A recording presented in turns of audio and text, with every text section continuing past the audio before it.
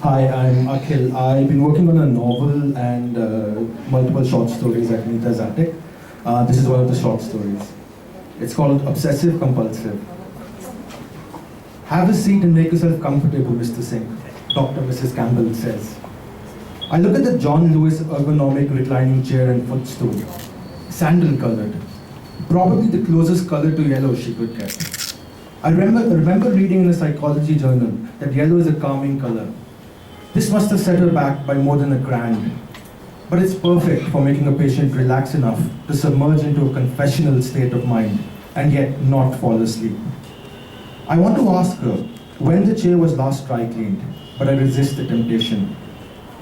You know why you're here, don't you? Dr. Campbell asks. My whole neighborhood knows why. I look at her with posed obviousness. I remind myself that I'm smart. I remind myself that I'm an associate partner of a known multinational firm, that I manage senior managers who manage associates, who manage analysts. I remind myself that there are at least 30 Harvard-educated employees who directly or indirectly report to me. I studied psychology as a minor at Yale, I say. What was your major then? Asks Dr. Campbell. Industrial engineering. I try to make myself comfortable and not think about the germs the last patient would have left on the chair. I start wringing my hands and try my best to control the urge of twitching my right eye. How is your throat now? She asks me. It's still a little sore, as you can hear, but the good thing is, it's not giving me any trouble in reading between the lines. I give myself an imaginary pat on the back and then reach out for the glass of warm water placed on the mahogany side table. Is this the first time an incident like this has happened? Dr. Campbell asks. You can say it's the first time. I'm a shouter, both at work and at home. But it has never been as loud and as long as this time, I reply. And what was different this time? She asks. Simran, my wife, was living with me this time. I got married a couple of days ago.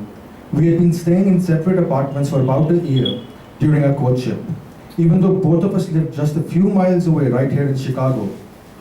I wish premarital live-ins were not a taboo for us Indians. We could have lived in together and noticed each other's nuances. We could have adjusted or given up. How long have you been in America? Dr. Campbell asks. About 10 years, 7 years in Chicago. I have a green card. I think of how many productive emails I could have sent in the same amount of time if I were at work. I then remind myself to pay attention to the ongoing psychoanalysis session. So what changed in your daily routine? What happened yesterday? She asks. Simran had made me breakfast in bed. I know it was a nice gesture, but all I was concerned about was saving the bedsheet and duvet from breadcrumbs and orange juice stains. I replied. Did you eat the breakfast in bed or not then? No, how could I? I hadn't even brushed or showered, I replied, in an effort to be convincing. What else was distinctive from your usual sequence of events? Dr. Campbell asks. I noticed that she's smart, but not smart enough to go unnoticed. She used distinctive instead of different, and sequence instead of routine this time, to make herself seem non-repetitive, and more importantly, to make me feel at ease. She knows that I could get uncomfortable if I was pushed with the same verbatim question repeatedly. Simran had already taken a shower before I went into the bathroom. When I stepped in, I saw that the shower cubicle's drain had been clogged with her hair. I reply after a pause. And how did this make you feel? She asks. Pukish. Did you vomit? No, I didn't. The thought that Simran might have used the toilet seat and not sanitized it afterwards did not allow me to. Have you and your wife never spent the night together or gone on vacation together before you got married? Dr. Campbell asks. I insisted during our courtship, but it was somewhat culturally immoral to her. Ours was an arranged marriage, you see. So to answer your question, no, we had never spent the night together or gone on a vacation together, I replied. Have you had a serious relationship before Simran? She asks. No, I've actually been a good Indian boy and focused on my career. So tell me more about your day. I mean yesterday, she asks. She's really good at her job. She made an effort to come across as pleasant and concerned, but also specified that I had to particularly talk about yesterday's distressing episode. I came out of the shower to brush my teeth.